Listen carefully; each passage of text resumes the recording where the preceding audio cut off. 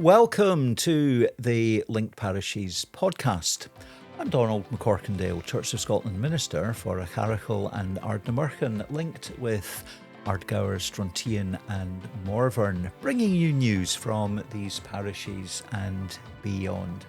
Today our guest is Ella Gill. Welcome to you, Ella. Thank you.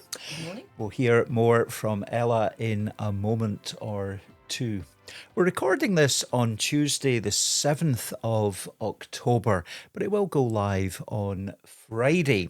We're into that pattern now, a regular update on every Friday. Last Friday, the 3rd of October, we had taken the decision to cancel the Harvest Supper at Treeslake Hall. And around 5 o'clock, I think a number of folk were thinking, maybe we had been a little premature in postponing that. But by 6 o'clock, when the event would have been starting, Storm Amy was doing her bit, and we made the right decision to postpone that. Now going to be happening on Friday the 24th of October. In other things happening around the peninsula, I mentioned the home group meeting in Kilhowan. A number of folk, dozen or so, always room for more, meeting often in the home of Murray and Anne Herbert. 7 gathering for tea and coffee and chat for a real start at 7:30. Looking at some of the stories of folk who encountered Jesus and how they responded. Last Sunday, service at Gill was cancelled due to the weather, and I think still on Sunday morning it would have been impossible for me to have got down to Loch Allen. So we're thinking of all the folk without power and communications, and concerns now about fuel as well, because the fuel pumps don't have power. On Monday the 6th, there was to have been a Kirk Session meeting at Acharichal in the chalet. It had been cancelled, but we weren't able to get word to everyone, and so some folk gathered there, and we had a brief conversation by candlelight. The Advent candles came out a little early to provide some heat and light. But those of us that were there were able to have a wee bit of a chat around the strategic plan and some of the possibilities for the future. And Ella has been very much involved in steering us in that direction. Ella, what's exciting you about all this strategic planning that we're involved in at the moment? Well, I think it's an opportunity to look at the ministry and mission that we have at the moment and the potential for the future. So it's a good reason for taking stock and then thinking about where we might want to be in the future. There have been quite a number of drastic changes in the Church of Scotland, a reduction in the number of ministers and so forth, also a reduction in the amount of financial help that's available. And so we have to look at our own resources. And we have quite a lot of resources that we can muster. And I think over the years, many years, we've got used to not doing that and looking to the outside for help instead of looking at ourselves. So all that is very interesting. Yeah, I think, as we work with the pattern of, many of the churches having a service just twice a month, we need to look at, different opportunities and, as you're saying, drawing on the gifts and abilities that we have around the peninsula. The presbytery organised worship leader training. I was hearing recently very encouraging numbers. I think 17 around the presbytery have signed up for the worship leading course, and another 10, maybe there's some overlap, but 10 for the leadership in the conduct of funerals. But certainly around the peninsula, many, yourself included, obviously you are a reader qualified in that way, and we have some recognised as worship leaders and others who are happy to muck in as needs require. But yeah, we need to find new ways of being the church in the 21st century. When I first moved up here nearly 15 years ago, the presbytery plan at the time was that one of my first tasks would have been to share in the appointment of an additional minister, a part-time associate.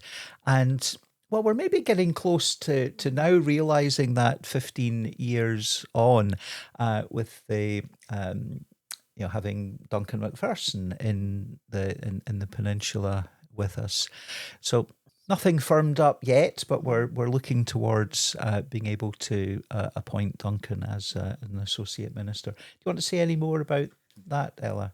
Well, I think the one of the big hurdles over the years, because I've been involved in planning and presbytery for a good few years, one of the big hurdles is the mindset of a congregation who feels that it should be sitting in the pews while the minister is at the front. And that is changing, and it has to change. But sometimes psychologically, I think that's quite a big step for quite a lot of people. So over the years, what we've done is get people involved in doing readings, doing small amounts of presentations so that they get used to the idea of being at the front. And also the minister gets the idea of sharing. Now, sometimes that can be a bit tricky in that it means being prepared for, further ahead than perhaps there normally would have been, to keep people in the loop so that they can prepare something, and realising that if you're not used to doing a presentation, you're going to take longer to do that than the minister themselves would. So there's a bit of give and take on a bit of sort of thinking on both sides that has to take place with that. So there are all those sorts of things going on, as well as the actual getting people to be involved in that. Yeah, But yeah. we'll get there. We'll get there. We will, yes, yep. And yes, I have to remind myself sometimes that it's not always easier in the long run just to do it yourself. No. Yeah, we need to involve others.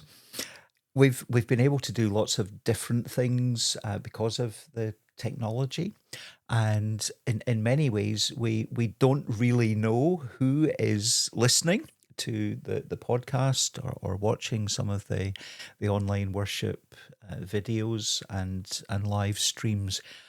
What would you want to say to someone who is just visiting from the edges and maybe exploring what church is all about?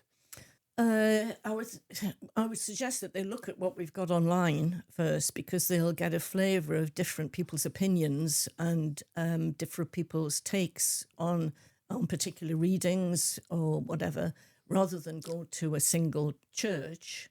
And then, if they're comfortable with that, then maybe attending a church. One of our problems, as you know, is that the churches are so far apart that, from a practical point of view, people will probably choose a church nearest them to attend, and hopefully they would find a welcome there. So I think that would be how people should perhaps take their first steps, where they're not going to feel, I was going to say intimidated, but that's not the right word, but going into the church building, they can sit and listen at home first, and then maybe go, maybe even make contact with somebody in the church so that that person knows that they're going. Although anybody new coming into the church, we would instantly recognise and hopefully make them extremely welcome. Yeah, and I think that's part of what makes it difficult for someone to cross the threshold into the church. But be assured of a warm welcome at any of the churches. And yeah, it's never been easier to No. explore the churches and see what's going on. But I think that's one of the big advantages of the new church in Culhorn, is that perhaps there is a little sort of resistance to going into one of the established churches. And a lot of our churches are coming up to being 200 years old. So they've been around for a long time. It can be imposing for anybody new or just thinking about finding out what the faith is all about to go into that. But in the new church, it's used for community activities. It's laid out differently, and people don't seem to have any problem at all walking through the door there. Yeah. So I think some of it is the history of the church, the building itself, and so forth that can be a bit deterrent. And I think sometimes, we do lay great store in the buildings, and maybe sometimes we create the impression that what we're doing around the church is just preserving old tradition, but it is about living faith. Do you want to say a wee bit about what that means for you as a Christian?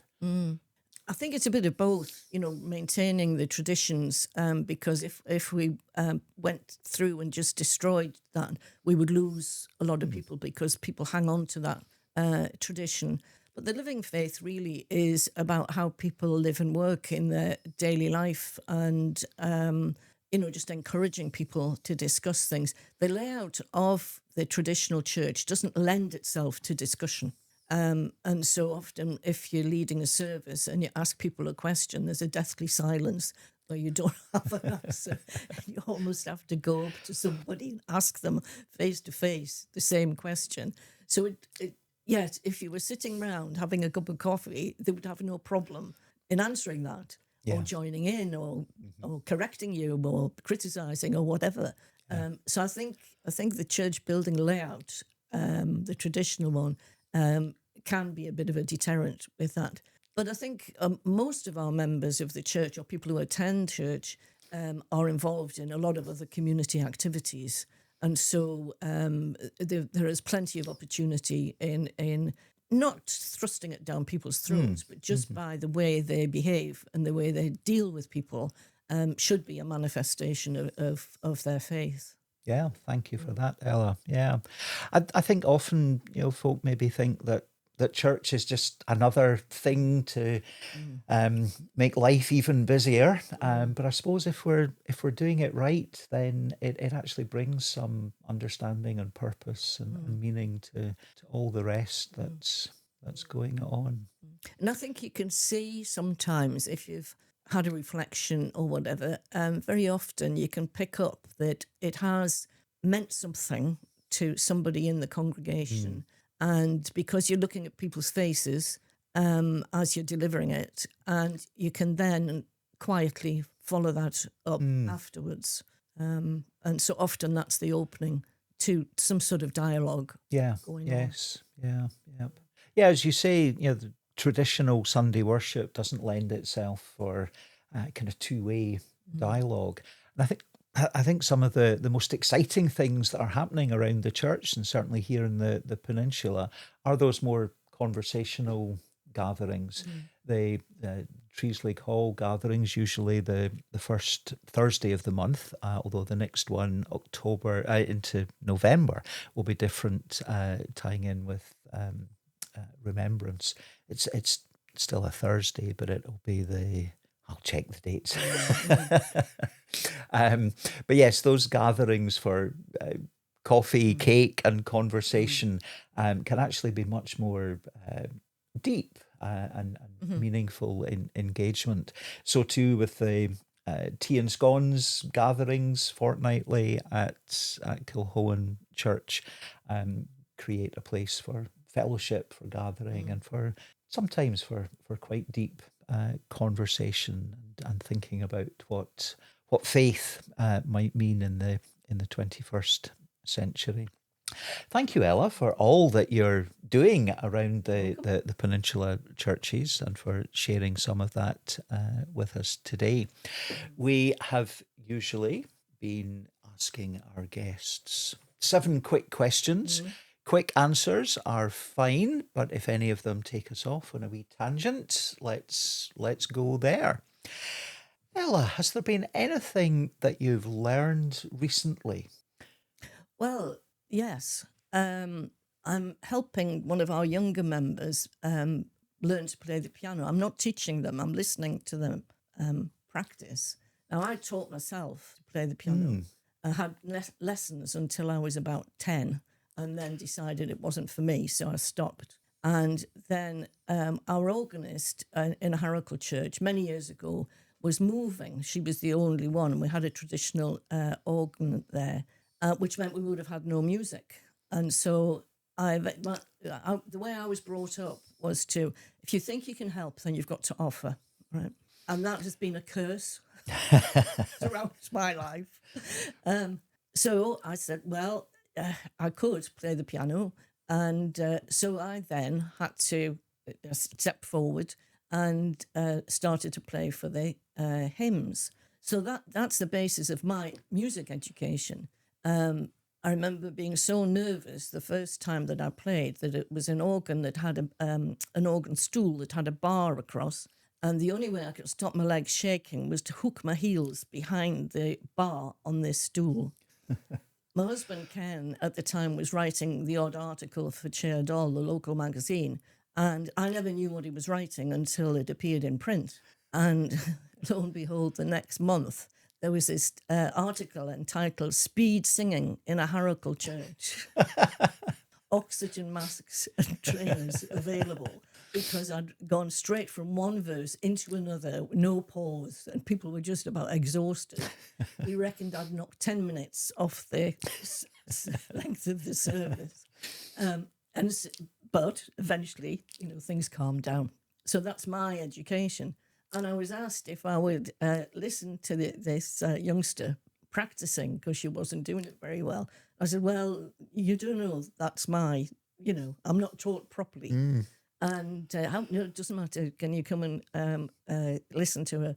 And so I've done that. And so I'm finding I'm having to go back through music theory and learn it properly, as I should have done right from the start.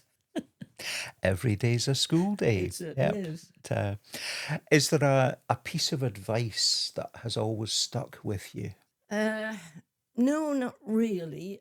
I think probably with having worked in the NHS for quite a number of years, I think the philosophy there where you appear calm, you stay calm no matter what is happening, I think that has stood me in good stead, because no matter what life throws at you, it's that old phrase, was it, stay calm and carry on. That sort of thing, yeah. No matter what's happening in front of you. Yeah, good. Who inspires you? Well, I think a number of people within the work that I've done in the church.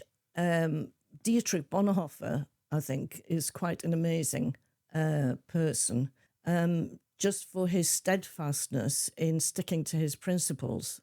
And you can see that in some of the early Christians. Same with him, that he ended up being killed as a result of what he was doing. So people like that, but particularly him. Thank you. Now, you mentioned there the speed singing. Is there a hymn or a song that lifts you up? Well, quite a few of the new ones now I quite like. I like some of the words. There was one we sang on Sunday, "Yet not I, but through Christ in me." That's a really, if you look at the words of that, that's a good one, because what it's saying is it's not you that's actually doing the work, it's the way you're influenced to do that work. Of the old hymns, I really like the day that thou gave us, Lord, has ended.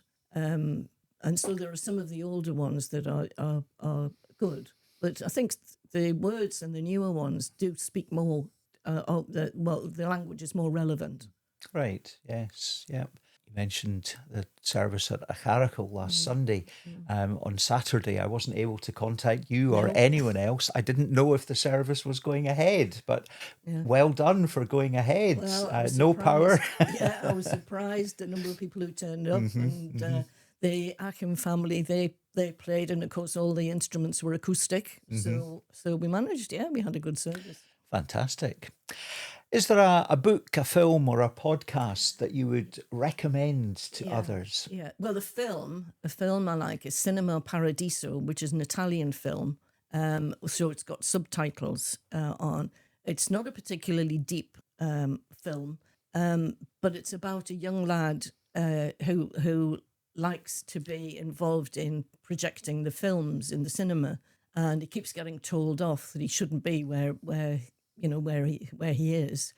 Anyway, to cut a long story short, he eventually, obviously it's in Italy, and so the priest from time to time insists on seeing every film and rings a bell whenever there's a bit that's inappropriate, which might be a couple just about to kiss. Rings a bell, and that bit of the film has got to be cut out. And so when the villagers go and see the film, there are lots of boos and whatnot because there are all these interruptions in what would have been the Right, romantic part of the film. So anyway, this young lad eventually goes into either film producing or directing, and he hears that the chap who runs the cinema, Alfredo, has died, but that he has left this chap, I can't remember his name, he's left that chap something in his will. And when he gets this, it's a spool of film, and it's all the bits that the priest has insisted on being cut out. So I just find out it's a really, entertaining film. Yeah. It doesn't take a lot of brain power or anything like that, but it's really entertaining. Remind us of the title again. Cinema Paradiso. Right. So it's very good. And then the book that I brought along, this is one that if I gave it away, I would buy another one. And it's called The Little Prince. It's one I came across as an adult, and it's by Saint-Exupéry. And again, it's not a great brain strain, but it highlights the sort of nonsensical things, really, that we as adults find are important in life. And so it's quite interesting. It's a story that you can read for a child, but also you can see meaning in it as an adult as well. Thank you. A place you enjoy visiting? Well, while we've lived up here for the last 26 years, we've travelled around just to explore Scotland more than we knew before. So I enjoy doing that, but the place that I really feel is part of me is a small place which is an awful name, it's called Slaggyford, which is in Northumberland, very rural Northumberland. A lot of my relatives lived there. So in the graveyard, I've got quite a few people there, and my mother's ashes. And so that if we're anywhere near, then we normally make it an extra trip and go and visit that place. And the final question, what gives you hope for the church? I think the fact that we're still here, still taking services, still attending services, and the fact that there are younger families coming now and joining in, and the church is being flexible enough to incorporate the sort of service, sort of praise and worship that they find comfortable. Ella, thank you very much indeed. In other upcoming podcasts, we'll be joined by some different guests. If you're listening to this and thinking, I would love to have a chat with Donald on one of these podcasts, don't be shy, reach out. We will be hearing recently, we will be hearing soon from Zach Wright from the Kilmaloo Centre before he heads off to Tanzania. And Louise White from Urim and involved in many things around the church. We'll be hearing from her. Jade McLean, who was with us for a couple of years here, now in her own parish, Grantown, and the area around there. I was speaking to her recently. Lots of you often ask how she's doing. She's doing well, and she'll be joining us on a podcast sometime soon. Thank you for listening. Thank you for engaging in the Link Parishes podcast and the various online things that we are doing. Wednesday evening prayers continues every Wednesday evening, 10 p.m. live on YouTube. And every Sunday, either a recorded worship video or a live stream. Last Sunday, or Sunday the 5th of October, there should have been a worship video, but with internet outages, that just wasn't possible to put that together. There is a recording of the service from Ardgour, which you can watch if you would like to do that. We'll finish off with a Bible reading, and Ella has chosen a passage, and we'll finish off with that now. Ella. Thank you. The choice of the passage is as a result of the planning and just being aware of anybody who has an interest in faith, being able to pick up that vibe from them. So I'm reading from Matthew chapter 7. Ask and you will receive. Seek and you will find. Knock and the door will be opened to you. For everyone who asks will receive, and anyone who seeks will find, and the door will be opened to those who knock. Amen. Thank you all very much indeed for details of all that's happening around the Peninsula Churches. Do check out www.peninsulachurches.org.uk. And do check out the diary page there, new improved diary page, and you'll be able to check out when the next Trees League gathering and all the other things that are happening when they are. God bless you all.